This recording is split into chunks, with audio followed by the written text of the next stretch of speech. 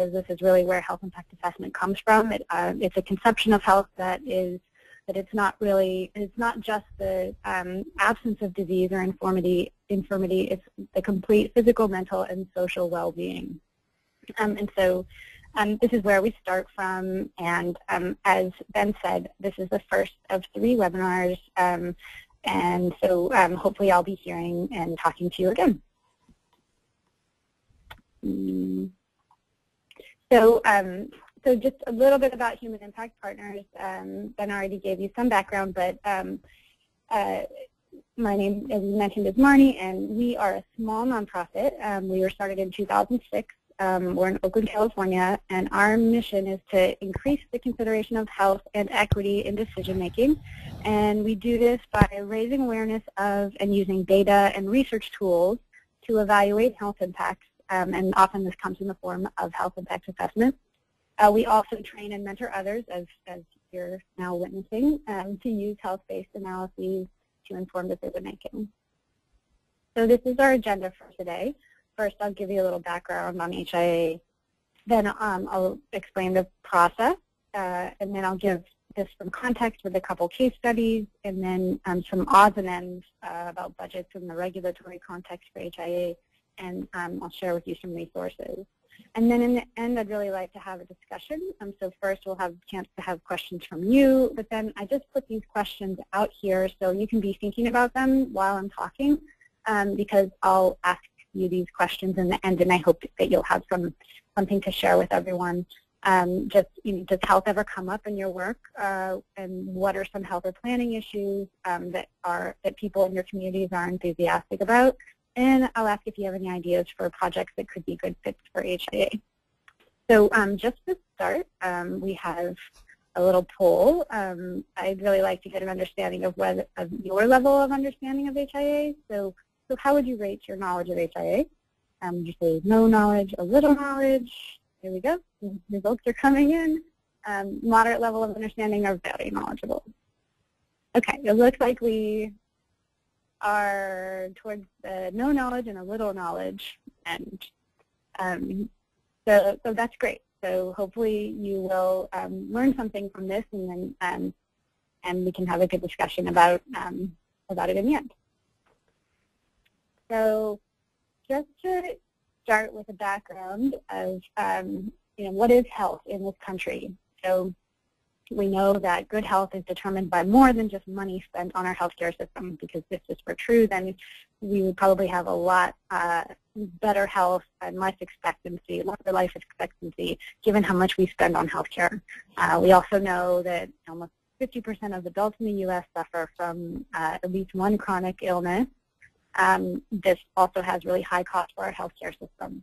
We also know that poor health is not distributed equally according to factors like economics and race, ethnicity, and also people who have poor health are generally more vulnerable to the negative health impacts from future decisions.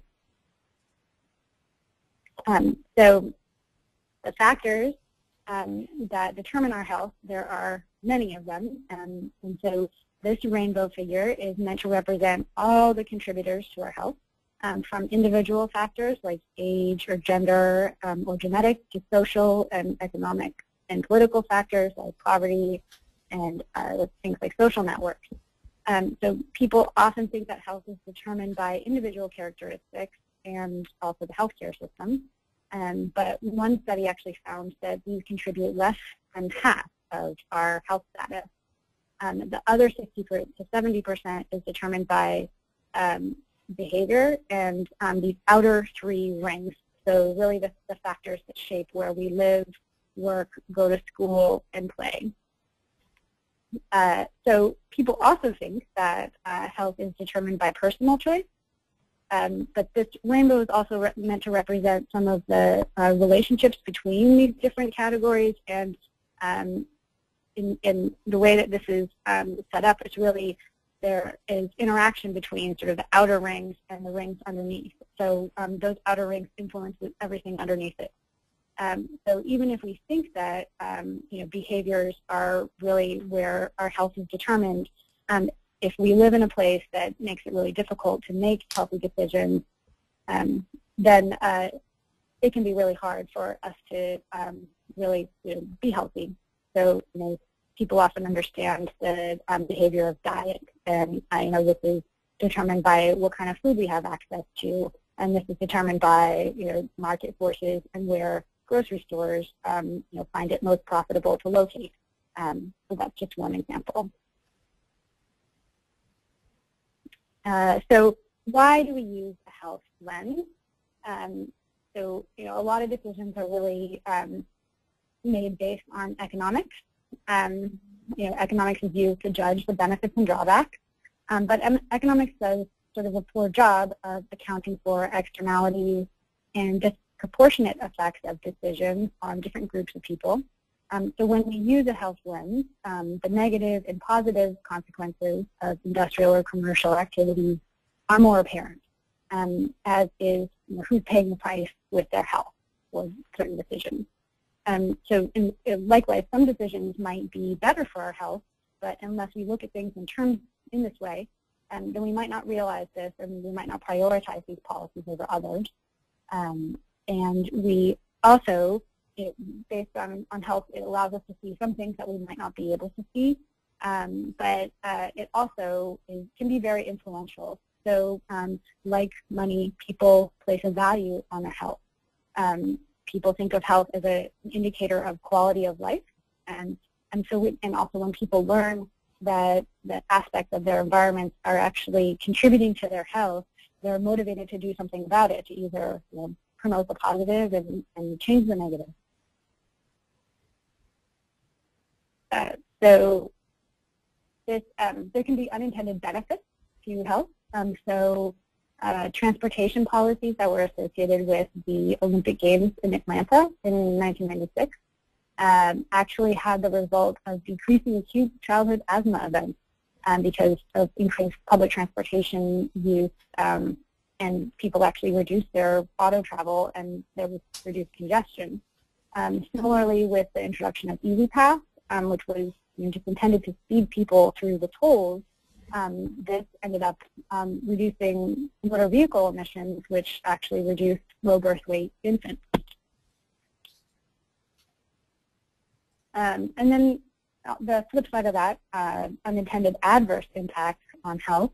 Certain policies like transportation policies that value expanding freeway capacity over expanding public transportation capacity and infrastructure could end up costing the country $400 billion annually through choices like increase in driving and traffic, not getting enough physical activity, air pollution, or traffic injuries.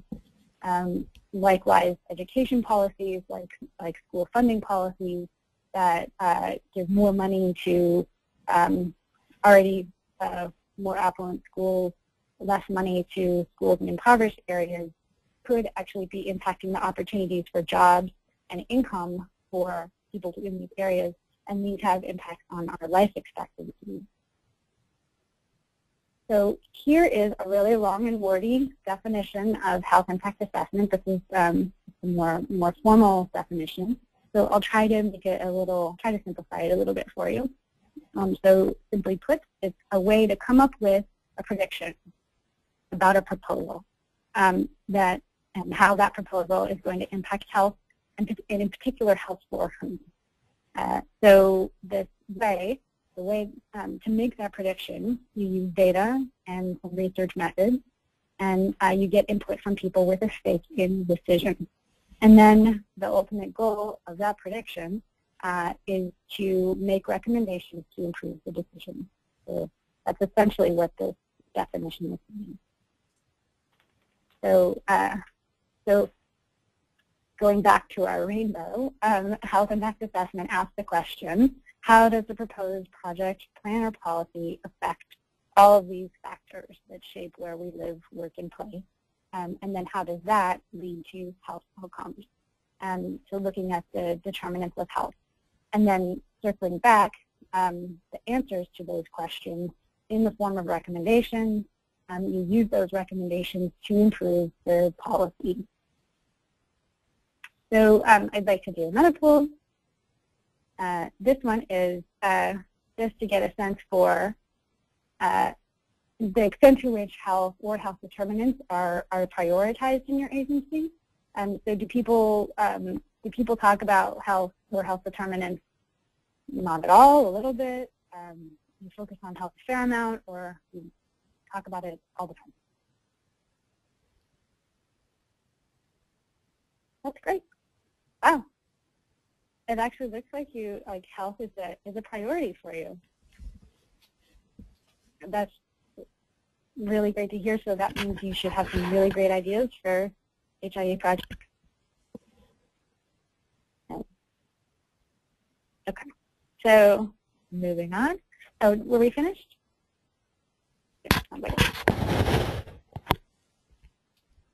So the purpose of HIA, there's a couple different purposes. So the first is related to the written product, the HIA report and communications. So, and then the second is related to the process. So the purpose of the written report and communications is to judge the health effects of a proposed project plan and policy, also highlight health disparities, provide recommendations, and really to raise awareness about by making health impacts more explicit for decision makers and the public. Then the process itself is meant to engage and empower communities through a recognition of how people live in their lives, to build relationships and collaborations between the different people who are completing the health impact assessment and who are involved in it, and then really to improve transparency in decision making. So just to give a little history about health impact assessment, in almost the 70s, the National Environmental Policy Act was passed, and it required the study of environmental effects and health effects. Although health impacts are generally not comprehensively addressed in environmental impact assessment, and I'll talk a little bit about that later, but it really was the first thing to actually talk about health and decision making. In the 80s, the World Health Organization started to promote healthy public policy through the Ottawa Charter. And in the 90s, the first HIA was conducted in the U.S. In about the 2000s, the concept really started to get some traction. Large industries and the World Bank started to encourage the use of health impact assessment. And where we are now in the current decade, there have been some practice standards released which really try to create some consistency in the practice. And then there have been an increasing number of health impact assessments being completed around the U.S. So this is just a map of where the HIAs have been completed around the country. It's a little bit skewed towards the West Coast, but there have been several that have been done in New England, and even one in New Hampshire.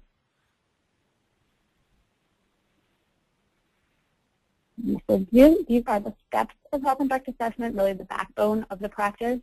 The first step, known as screening, is where you decide to do your health impact assessment. It's where you determine the need for it and the value, whether or not it's feasible, what is the decision-making process that you're trying to inform, and whether or not an HIA makes sense. Then in the scoping process, you decide what health determinants and what health outcomes are relevant to the decision, and you identify what those are. And then you decide the method you're going to use to evaluate them, and the work plan that you're going to use to complete your assessment.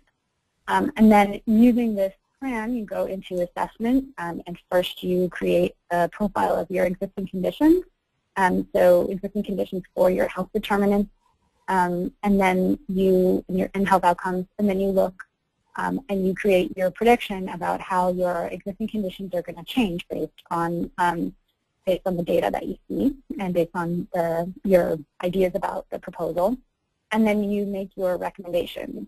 So based on your findings, these will provide, these are your ideas for how you're going to minimize any adverse health impacts and maximize any health benefits of the proposal that you've identified. And then in reporting, generally, you develop your HIA report. And then there's also the process of communicating those findings and recommendations is equally important in this stage. And then the final stage is where you ask, what impact did your HIA have on the decision-making process and the decision? And also, did your HIA have any impact on the decision to influence health determinants? So equity is one of the core values of, so here are some of the principles and core values of health impact assessment. So starting with democracy, this table just lays out what is the principle and then how health impact assessment aims to accomplish that or value that principle. So democracy, the way that that's accomplished is through involving and engaging the public by informing and influencing decision makers. Equity just looks at the distribution of health impact, and in particular looks at how the health of vulnerable groups might be impacted by the decision, and how the decision could be improved so that people and so that vulnerable groups are protected. Sustainable development actually looks at long-term impacts, not just short-term impacts of decisions. And then the ethical use of evidence really is focused on scientific rigor, neutrality, using the best available evidence and being transparent about how you're using that evidence to judge the impacts of decisions and to create recommendations. And then a comprehensive approach to health is really just going back to the social determinants of health and allowing these to guide your health impact assessment. So there's a lot of ways to incorporate the core value of equity in HIA. Just to say a couple of those, one way that you might uphold equity is by selecting proposals that are likely to have a disproportionate positive or negative impact on vulnerable populations. You might, in scoping, ask whether or not, just make sure that you ask and prioritize some of the research questions that look at how vulnerable populations will be impacted. And you could also disaggregate data by factors like geography, race, ethnicity, or income, or age, whenever possible.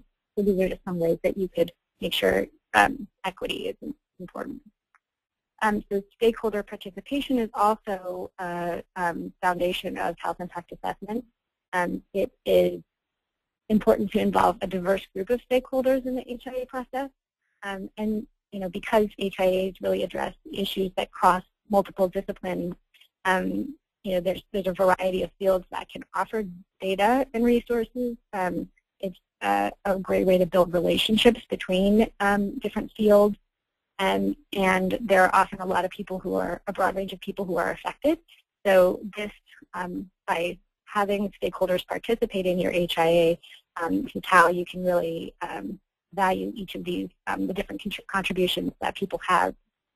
And so it's important to involve community residents, organizations, public agencies, policymakers, and business, and in particular, try and include populations who might be impacted by the decision in some more integral way in your health impact assessment. So I have one more poll just to get a sense for one more poll after this one. But so this one is just intended to get a sense for how much experience you have engaging community. Will this be new to you? Or did you have no experience, a little bit of experience, a moderate amount, or engage community all the time?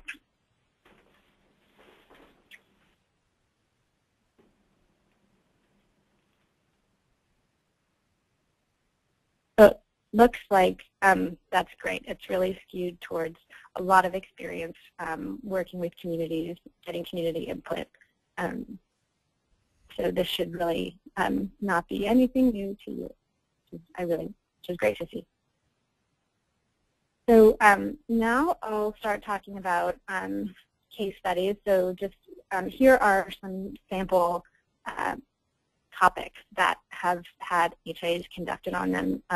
HIAs have been used throughout the world in a broad array of decision contexts, everything from state and local policies like education policies or labor policies, in agriculture. It's been used very commonly for land use and transportation decisions, everything from very specific developments to specific area plans, general plans, and even highway or arterial studies looking at how will health be impacted from an expanding freeway. So this is my first case study example. It was a rapid health impact assessment of a downtown plan in Long Beach, California. Happened last year. So Long Beach is actually a city in LA County, and has about 500,000 people in it.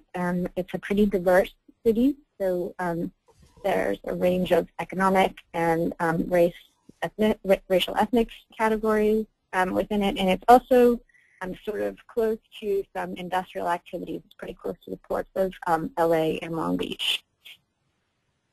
So this downtown plan proposed that over a 25-year period, it proposed that there would be new residential units, new office space, new retail, restaurants, hotel rooms, and they estimated that there could be as many as 5,200 new jobs. And so working with some of our partners who were actually a little concerned about the plan because it did not really focus that much on any of the housing or jobs impacts of the plan for an area that already was sort of challenged by finding affordable housing and local jobs. So the screening process with our partners, we looked at a range of options of health determinants that we could look at, and decided that we would do the health impact assessment. There were the links between the proposal and health were clear. There was potential for equity impacts, and the proposal had been made, but there was not a final decision yet on it. So through the scoping process, it was decided with the input from our partners that we would focus on housing and employment. And we went through the scoping process by, because this was a rapid process, by identifying indicators of housing affordability, quality, overcrowding and displacement, and employment. And it was decided that the methods that we would use would be mostly looking at existing data, using available literature, and just making qualitative predictions. And so this is a pathway diagram. It's one of the ways that it's used heavily in the scoping process. So you essentially draw out the connections between the policy, which would be on the left side in this case, and health outcomes. And so this is just an example policy of about affordable housing. So suppose a policy went into place where rent on formerly affordable housing increased to market rate. So then what you would do is just draw out the connections to health outcomes, and these connections are informed by literature, common sense, conversations with affected communities, and essentially we say, okay, so it's possible that rent and housing insecurity could increase. That might cause people to move into cheaper substandard housing. This could cause people to be exposed more to the effects of poor housing quality, which could then impact respiratory disease, injuries, or lead poisoning. Also, you could see that if people have to spend more on their housing, they have less for their disposable income. This means less resources for food, child care, health care. This causes stress, could cause hunger, and a decrease in people's health care. Also, you could have people moving in with their family and friends, which causes overcrowding, which increases people's risk for infectious disease, noise, ability to concentrate, which has educational impacts and causes stress. So this is how you might just start identifying how your policy might impact health. Okay, so then you move on to your assessment, and based on all of these hypothesized connections that you have, you would collect existing conditions data for your health determinants.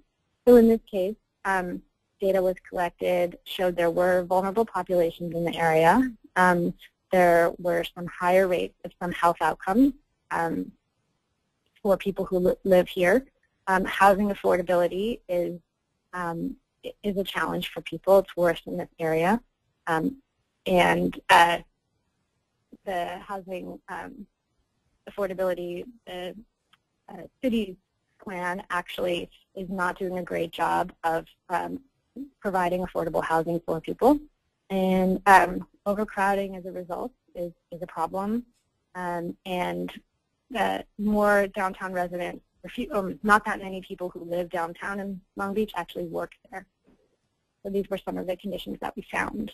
And then making predictions about this, the findings demonstrated that the downtown plan could have impacts on vulnerable populations, particularly through increased displacement, overcrowding, a greater housing cost burden, could it cause people to be exposed to poor quality housing, could increase unemployment, a whole host of not so great things that were not addressed in the downtown plan. So as a result of these findings, the HIA recommended the adoption of affordable housing and local hiring community benefits.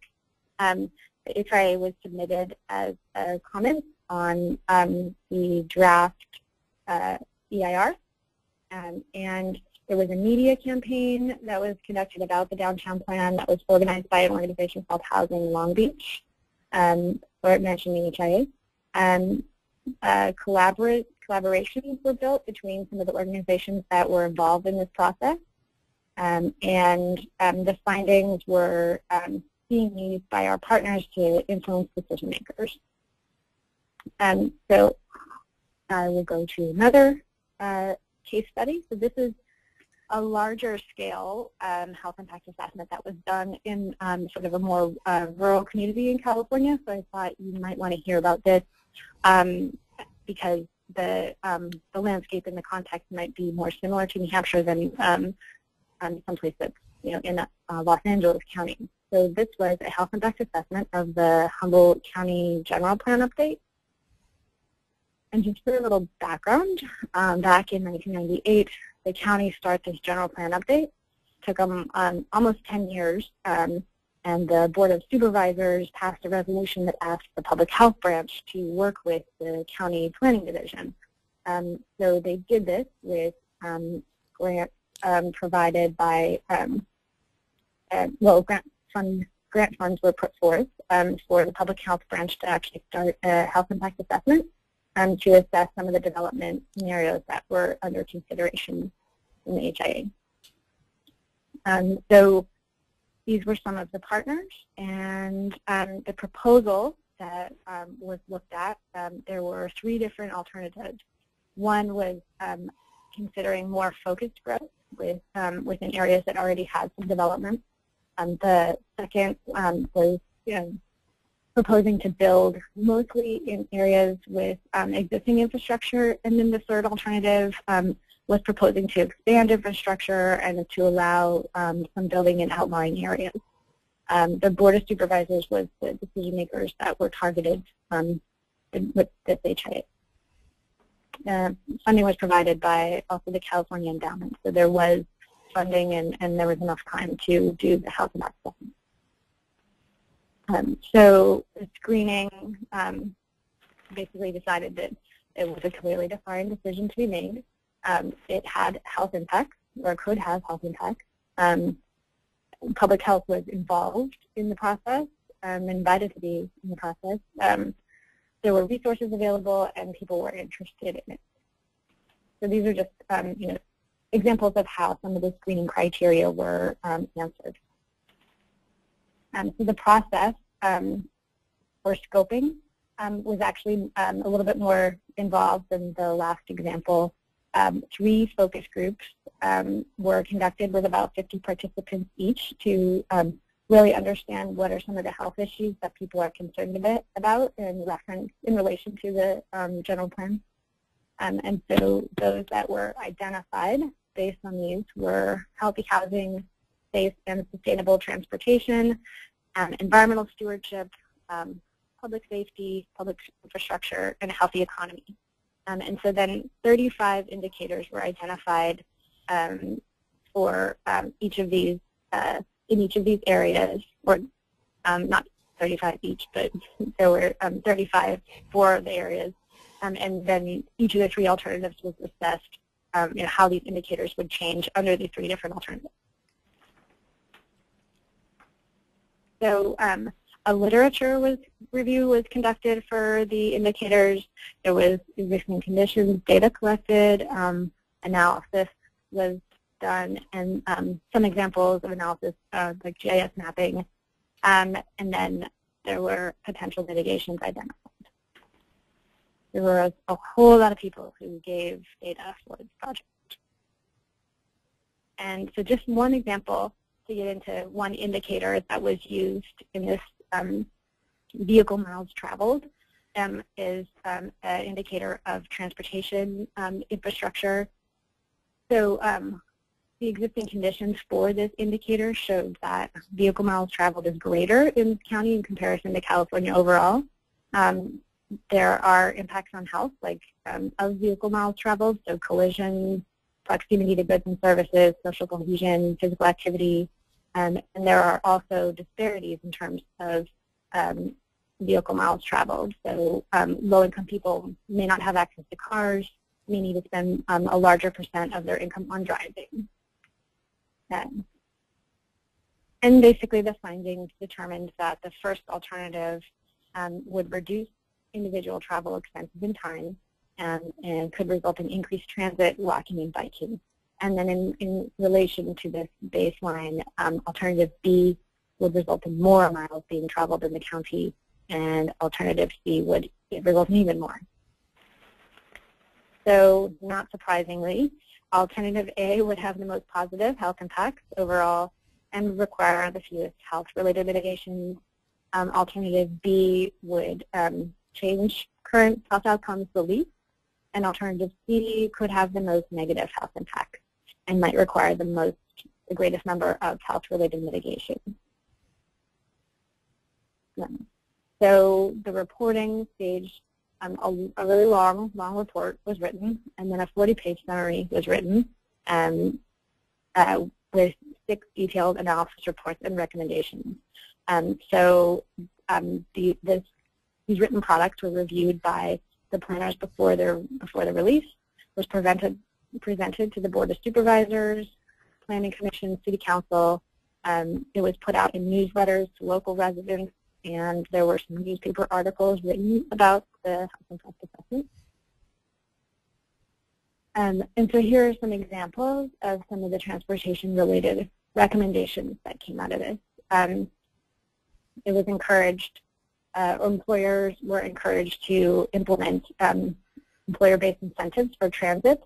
It was recommended that there be an increase in public education about public transit, that the priority of non-motorized modes of transport be raised within planning efforts, and that data be collected on pedestrian and bicycle use, and in particular that safe routes to schools be examined and established. So some of the outcomes, surprisingly there's not yet been a decision made about the general plan update, although recommendations from the HIA were included in the draft circulation and housing elements. The HIA was included as an appendix to the EIS. There were some inclusionary zoning laws that were passed that could potentially be tied back to the HIA. There were collaborations built. Awareness was increased about the potential health impacts of land use among elected officials, general public, and civic engagement could also be identified as a positive outcome from the process. So you've seen in these two examples some outcomes that came out of HIAs. This is just a list of some others that are common outcomes. So your HIA could directly affect a decision, like through design or alternatives that are implemented after the HIA points out and makes some recommendations for these. Awareness could be raised. It could change the way an issue was discussed. So paid sick days, HIAs are examples of this outcome. Collaborations could be built between public agencies and relationships between communities and agencies strengthened. It could increase stakeholder engagement in decision making, or a negative outcome. The HIA could be ignored by decision makers, and there are examples of these. So now all of this. Marnie, do we want to stop for questions now, or do you want to proceed with the poll? Okay, we do. Why don't we? Yeah, why don't we stop? Okay, we do have a question from Regina Flynn. Regina, I've unmuted you, so you can ask your question.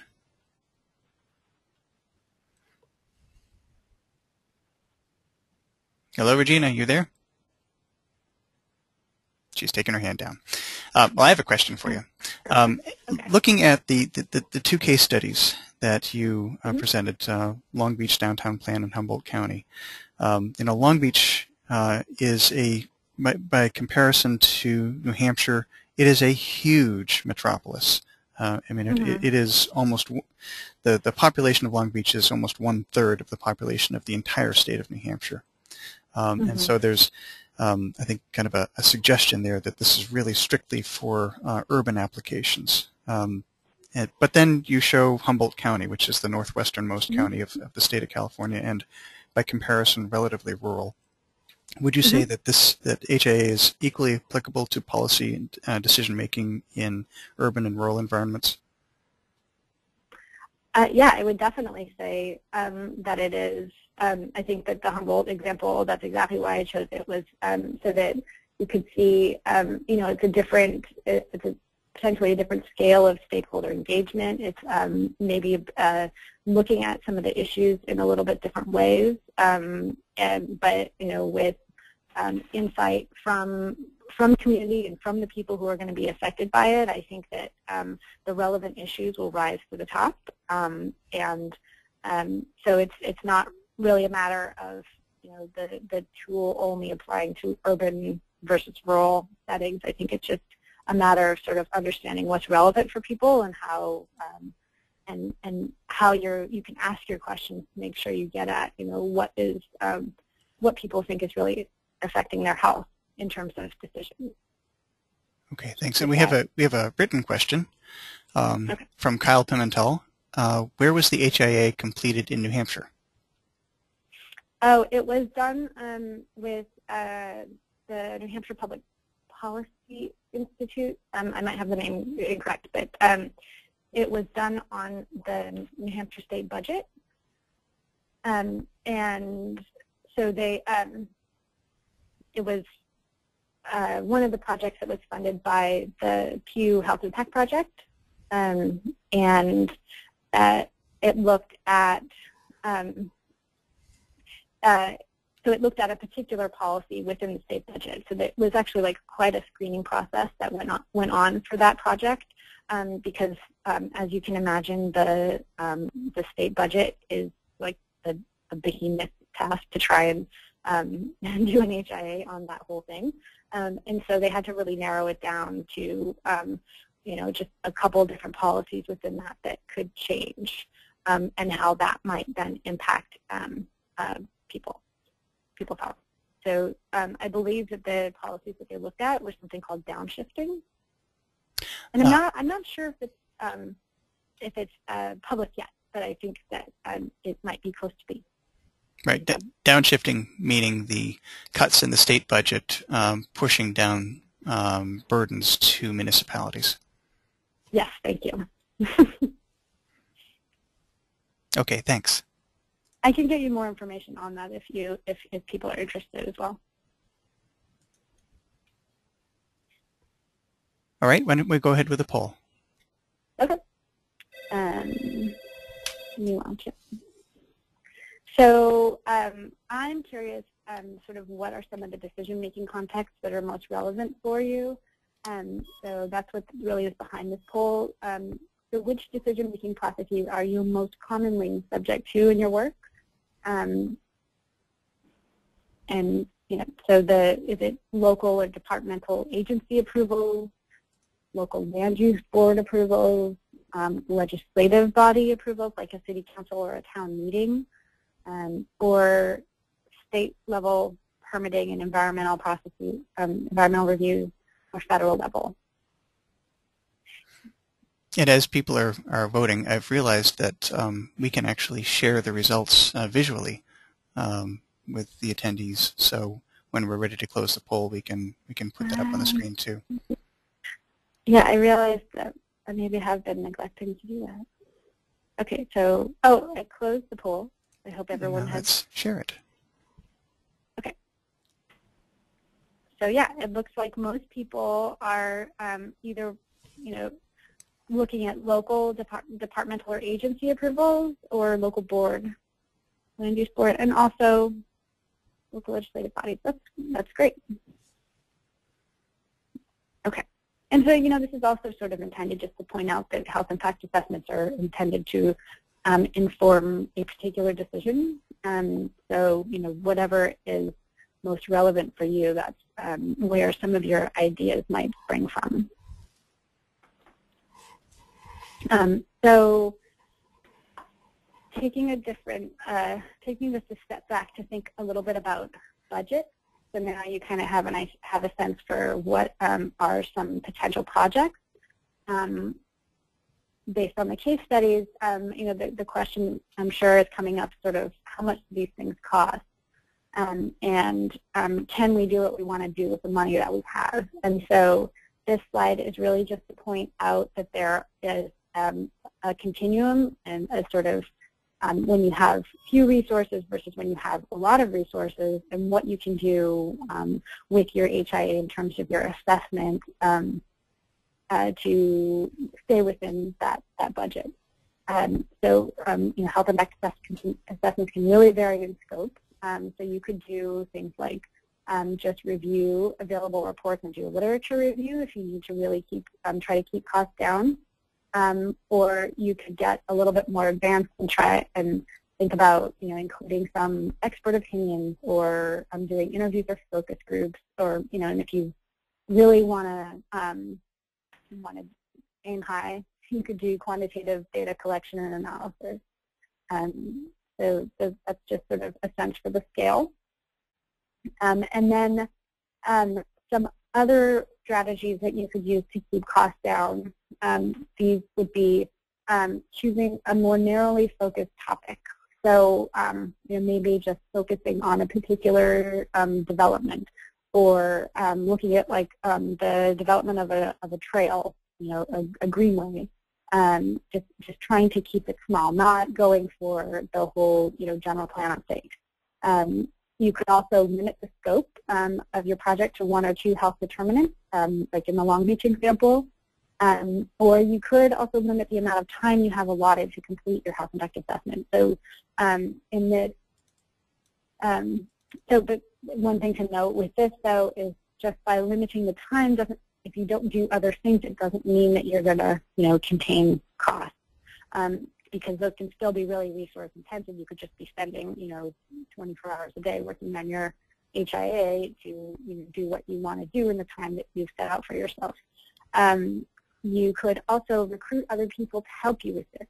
And, students are really great for this. They can take on parts of the assessment.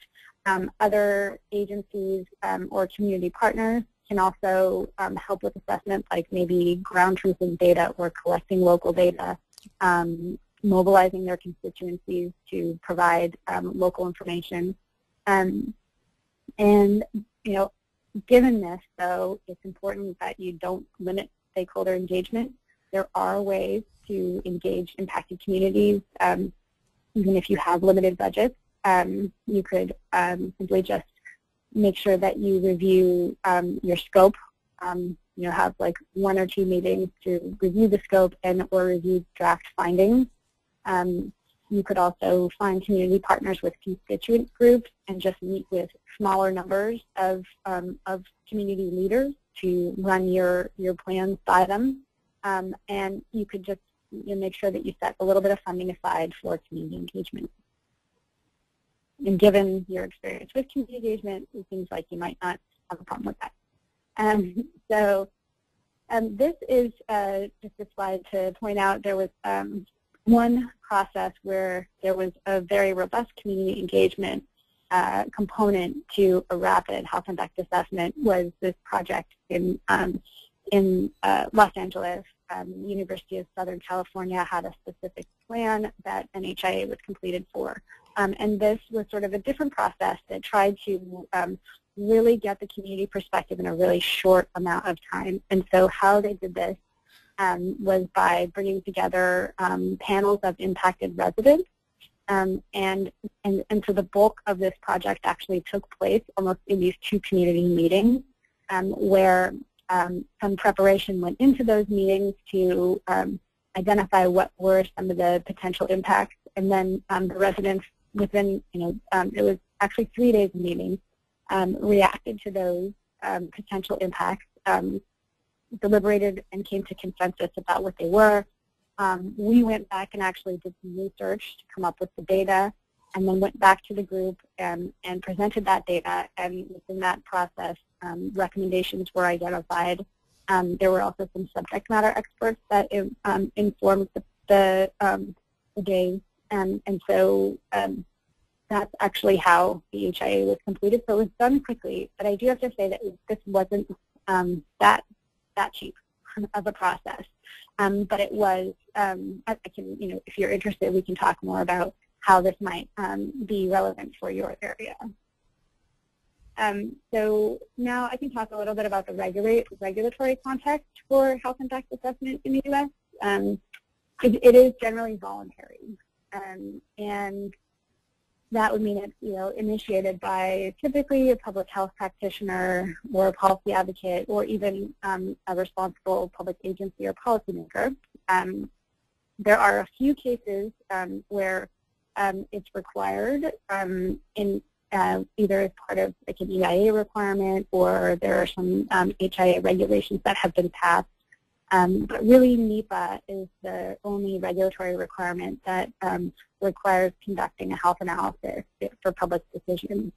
Although, like I said, EIAs have not really done this that well as far as like comprehensively addressing health in their analyses. And so HIA can be used to influence decisions either within or outside of the EIA process. So health impact assessment is just one approach to conducting a comprehensive health analysis.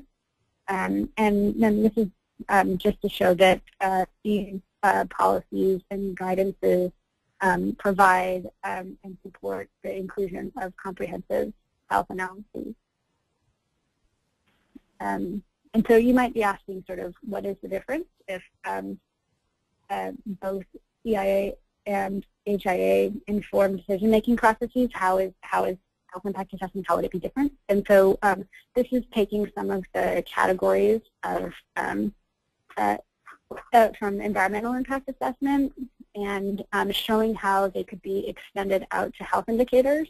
So you could look at transportation and some of the indicators of that being, vehicle trips. We saw the Humboldt example, how those then can relate to access to retail, traffic injuries, physical activity, or noise exposure, and looking at air quality, how that might actually go out to respiratory disease, and you could, and to actually document what are the levels of respiratory disease in the community and how would this project increase them and predict how respiratory disease might increase.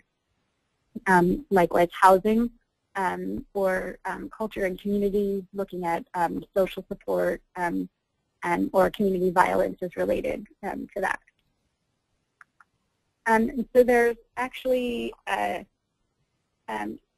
impact assessment is not the only way of integrating health in planning. There are ways to sort of further upstream in the planning process that health can be integrated. This slide is really meant to just put public health next to planning processes and show that there is overlap. So as planning processes are progressing, there are different points at which public health can sort of offer some insight into the process. Taking the example of planning, coming up with existing conditions for a particular project, public health might insert metrics and data into this to better inform that policy in terms of health. Or you might have data or methods incorporated in environmental, like health-related data or methods incorporated in environmental review analyses. You could have health, and then the HIA does follow along this process in relation to proposed plans and draft environmental impact reports in terms of having a health analysis and critique in the form of an HIA. So I just wanted to point this out that it's not necessarily always necessary to do a health impact assessment. There are ways that health can inform planning processes up front before the proposal is even up for decision.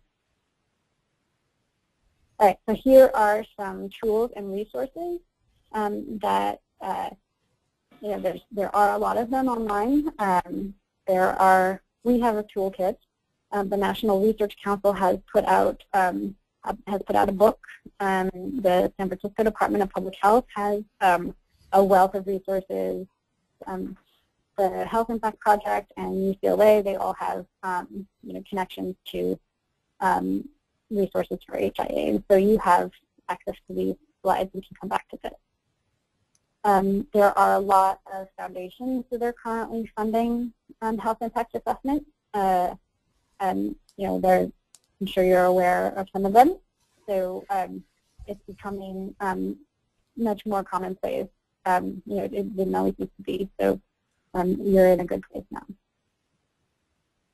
And the minimum elements and practice standards for health impact assessment are also a really great resource to try and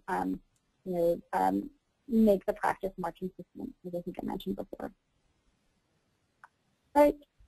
So now can we open it up to questions? Great. Yes, we have a question from Lisa Morris. And Lisa, I'm unmuting your mic and you're on.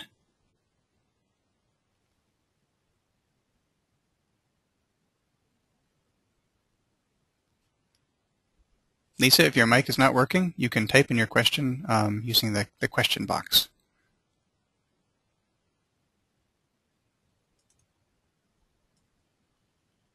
Okay, I have a couple questions for you. Okay. You touched on the rapid assessment, rapid HIA, and suggested that it might be appropriate for New Hampshire. And my colleague here, who's also on the webinar, Bill Ginther, has done some research into HIA and found that a lot of the ones that are being discussed more publicly are ones that have a lot of foundation support and are in fact very expensive, running in upwards of $100,000. And I think we recognize that that's a lot of money, and I think most of the people on the webinar don't have access to those kinds of resources. What can we do relative to HIA with substantially less in way of money? Yeah, I mean, some projects that come to mind that did have lower budgets have some examples of them, like comment letters to environmental impact assessments. Just really trying to actually keep the length of the report short. So that slide that I had that talked about, I can go back to it. was trying to identify some ways. So I really think it does come back to sort of the number of indicators and the range of health determinants that you want to look at. So some ways that you could do this is to just, from the outset, just say we're only going to look at 1 or 2 health determinants. And then within that, we really care about these particular indicators and be clear when you're getting your community input that, we only have the resources to look at this much. And so we want you to really offer your opinions about what you think is the most important thing for us to look at. So I think that is one way to make sure that you're really limiting yourself. The other ways are, just look at secondary data, and do literature searches. Don't try and do any surveys. Don't try and do any primary data collection. Just take what's already available to you. Try to focus on a topic that is that sort of is bounded and contained. There's not just like a world of possibilities as far as how that proposal could impact health. So, this an example of one project that was done in the Oakland area, which was actually the first project that Human Impact Partners did, was this development called Jack London Gateway. It was a senior development, and it was, on a parcel of land, and it was housing near a freeway. People were concerned about the air quality impacts of putting housing near the freeway, and so the project, I think, took about 3 months, and they came up with some concrete recommendations and, things like move the balconies to the other side of the building, move the entrance to the other side of the building, put in HVAC systems. So it was a much more contained project. Those are some ideas that I have, how you might keep your sort of life in line with the budget. Great, thank you. We do have Lisa's question now, and she's typed in, are these slides available on a website? Well, they will be. I'm not sure exactly which one, whether it will be New Hampshire Housing or the New Hampshire Planners Association or both. And also note that this webinar has been recorded, and we hope to put it up online somewhere for anyone to view again, or for people who missed the webinar to see. We do have, see, Pat Crocker has raised her hand, and I'm going to unmute you, Pat, and see if we can hear you. Pat, you're on. That was a mistake. That was a mistake. Okay, you're off. Okay, another question I have for you.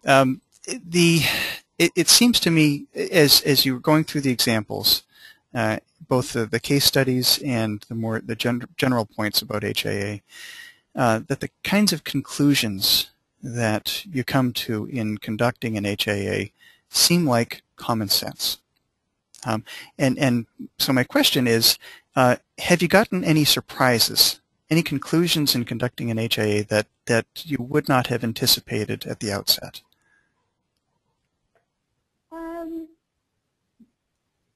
That's a good question. I'm not, I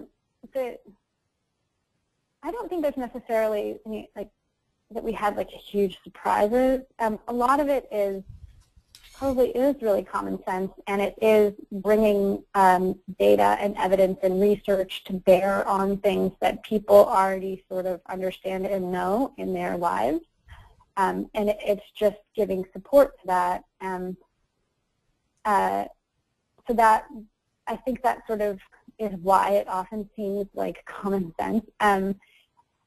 Something that does actually come to mind was the project, the paid sick days HIAs. So those actually, that did point out a really common sense thing that people weren't really thinking about, which was the effects of not having paid sick days on restaurant workers, and that those were some of the most important people to have paid sick days, because they need to really be staying away from work when they are contagious. Mm-hmm. And that is a place where disease can really spread to, larger, to spread widely. And so I think that some things like that, people know it is common sense, but you just kind of need to point it out. That is one maybe could be seen as a surprise. That was one example, I guess. And honestly, when that slide went up, I saw that and I thought, I wouldn't have. I guess it reflects my my perspective and limitations of my background. I wouldn't have thought of doing HIA on paid sick leave. We have a question from Kyle Pimentel. Our organization has been actively involved in Safe Routes to School programs, Complete Streets, and other walkability, livability programs. In your presentation, have heard terms like focus impacts on transportation, land use, and mixed-use infrastructure. Currently, we are facing a growing climate of opposition to planning, and some of those terms tend to cause an uproar with some extremists. Have you run into any major pushback when completing these assignments? Agenda 21, strong opposition? And I'm not sure if you're familiar with what's going on with Agenda 21. Yeah, I have heard of this. I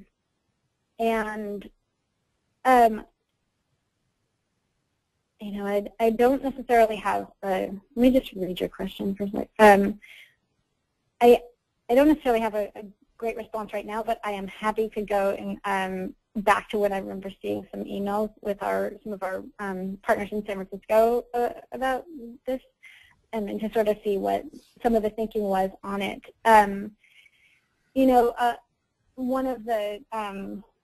One of the critiques that can come up around HIA is that they slow down projects, or one of the solutions, or one of the responses that we have to that is that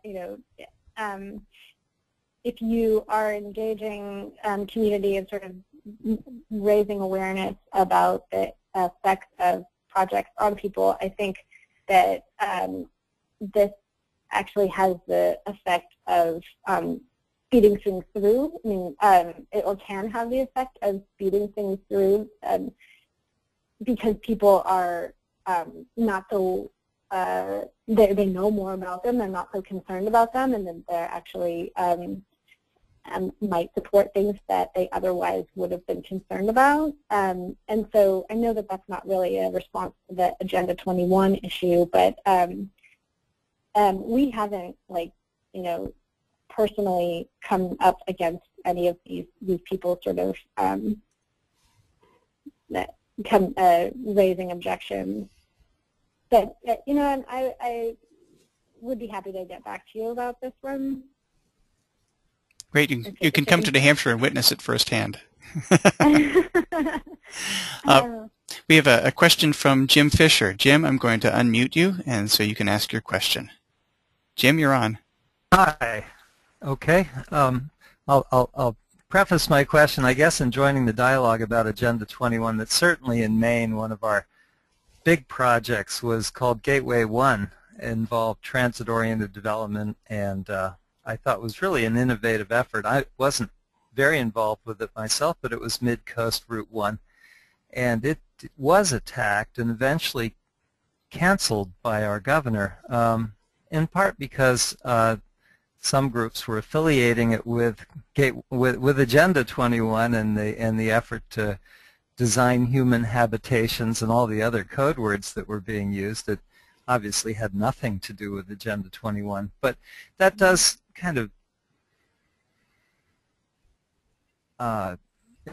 inform my question in a way, which was that my earliest recollections of health impact assessment go back to the 1960s and 70s and work by David Korten. I don't know if you're familiar with him. But he was looking at, among other things, Bangladesh, where I did a fair amount of research, and the health impacts of different kinds of development decisions.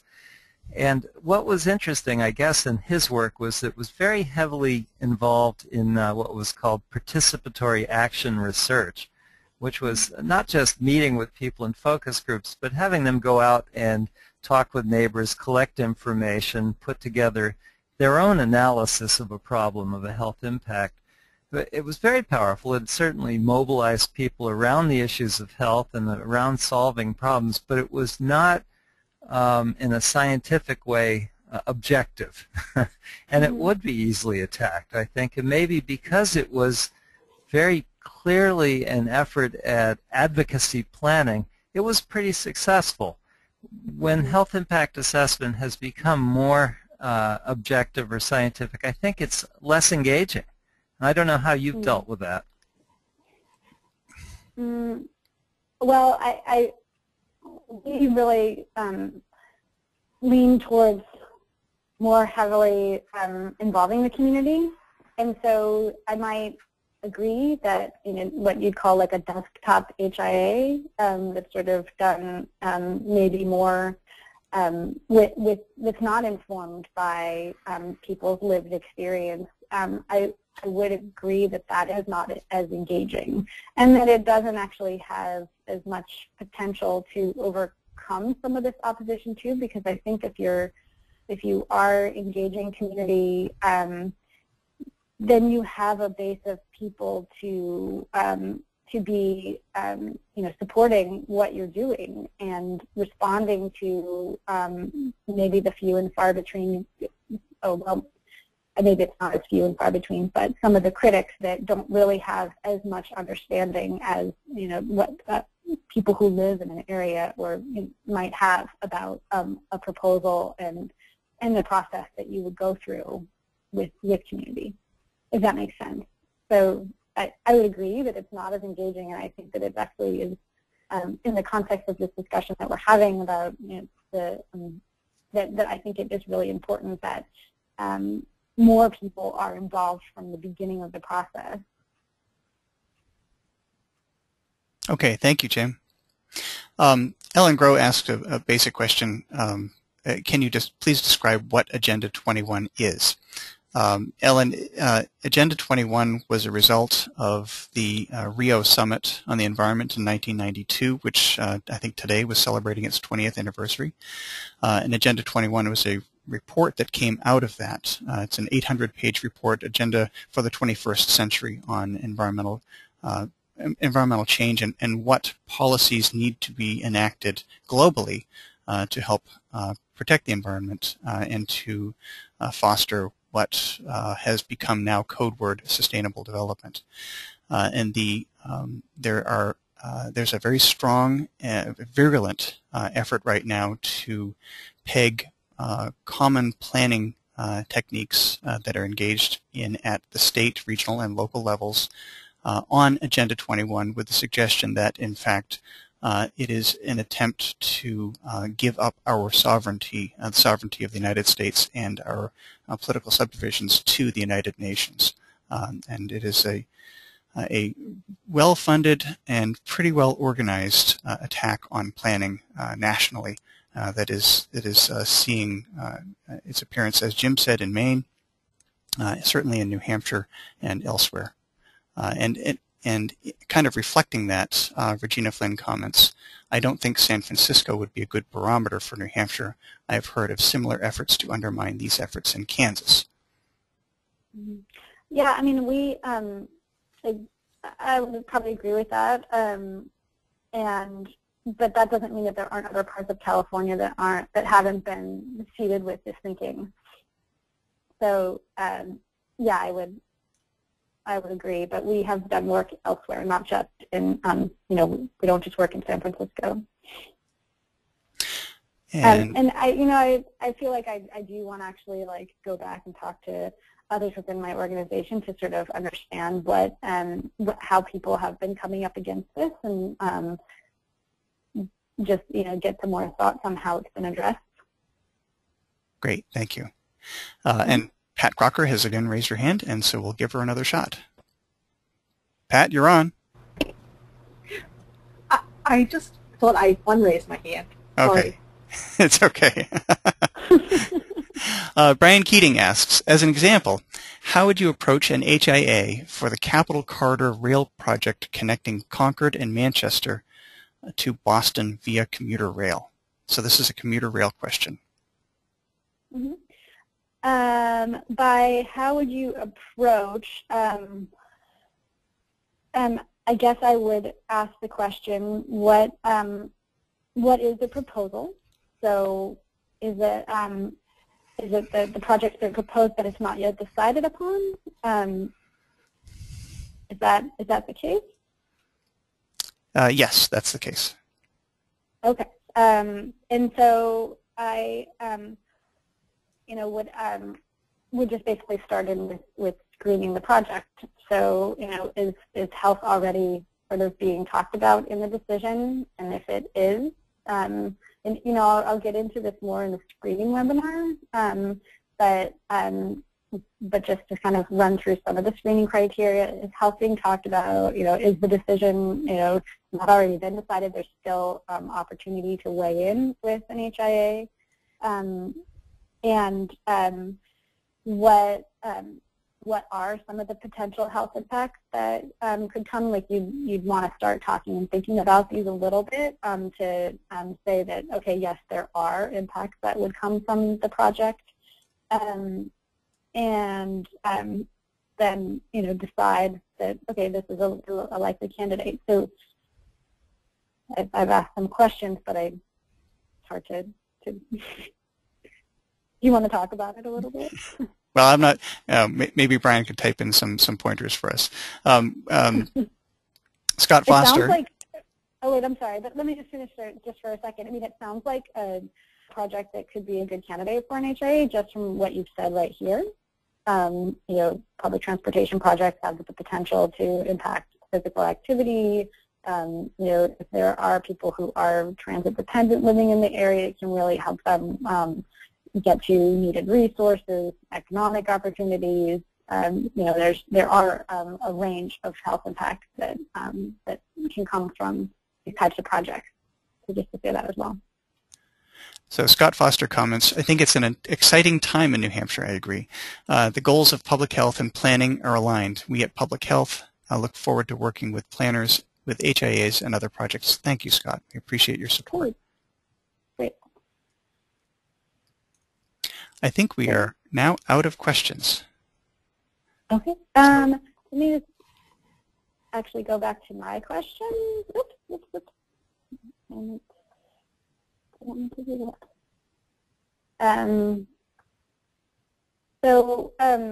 I already know that health does come up for you, and it is an exciting time. So,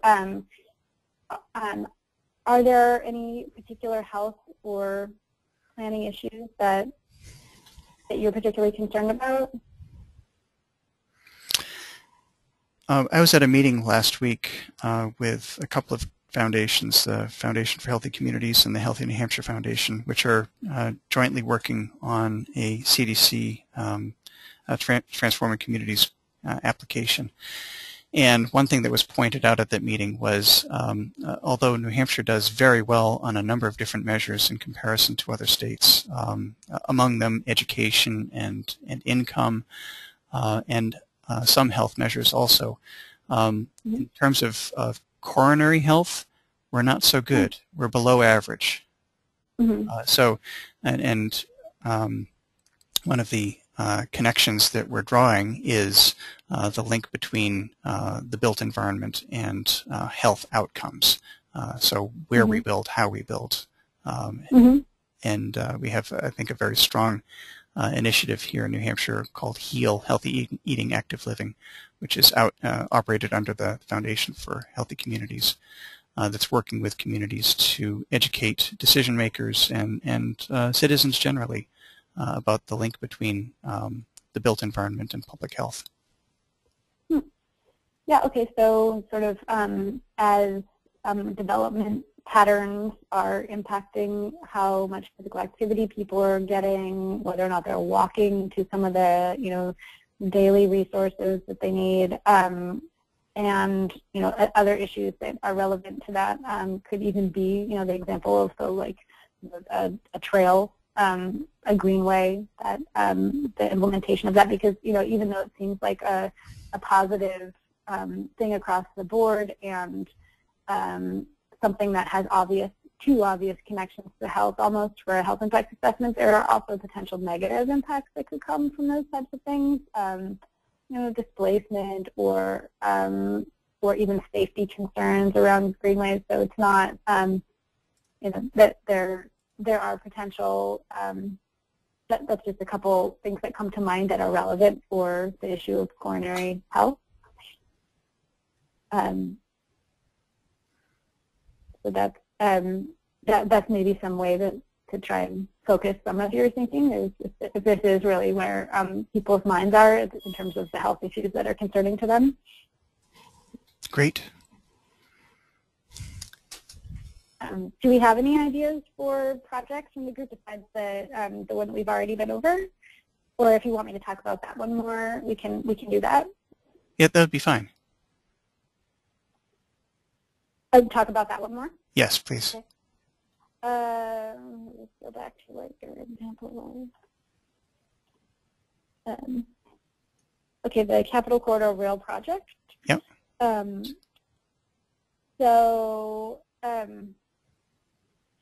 kind of wish I knew. Is that also, is there like a land use planning component that is also going along with the project? Well, I think that's an open question, and there's obviously right-of-way issues, and in fact, the basic question is, should it move forward at all, and should it be funded? Okay. Okay. And is there any opposition to the project, or is it substantial opposition, and mainly along the lines of commuter rail is inadequately used to justify the substantial public investment in it.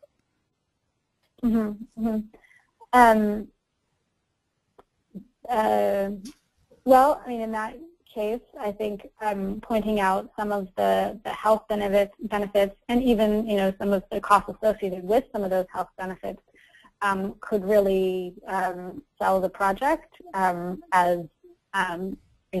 so pointing out some of those things, how the project is good for health could actually be an angle that maybe people haven't thought of yet. Maybe they're just mostly thinking about the economics of it. So, that's one potential outcome, I guess, that could come of it.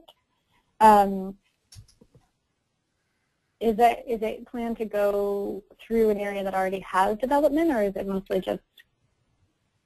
Well, I haven't seen any plans for it, so I couldn't answer the question. Well,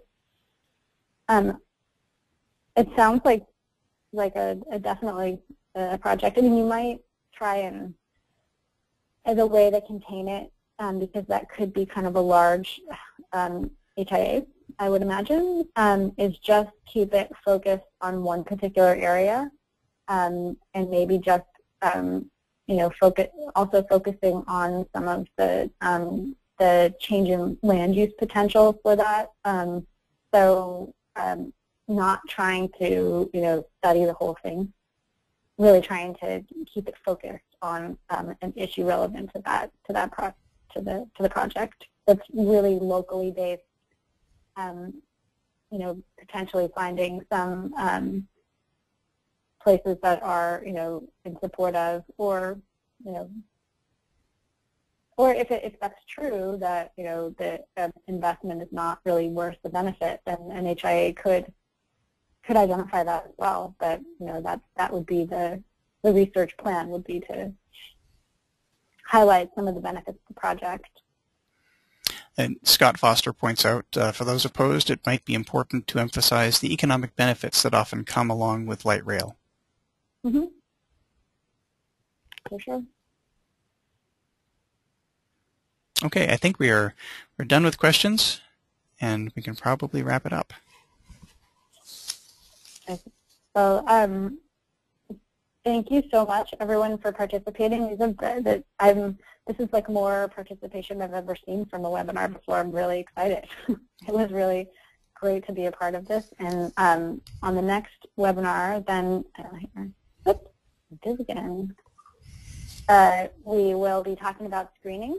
And so thinking about some of these things, and I can actually send out some materials ahead of time, and we can send them to the participants on this webinar, so you can actually start thinking about some of the screening criteria and selecting some projects so we can bring some ideas to the next call, because I'll go through some examples of projects that were screened out and screened in, and so that you can start to get a better sense for what you might a project that you might want to do a health impact assessment on. Great. All right, thanks so much, Marnie. And you have the information there. That is the date and time. I think most of you on the webinar now have already seen the link to the August 9th webinar, but I will be sending it out again to everyone, so you have the opportunity to sign up if you haven't already done so. And with that, we'll close this, and thanks very much for your participation today. Great. Thank you, everyone.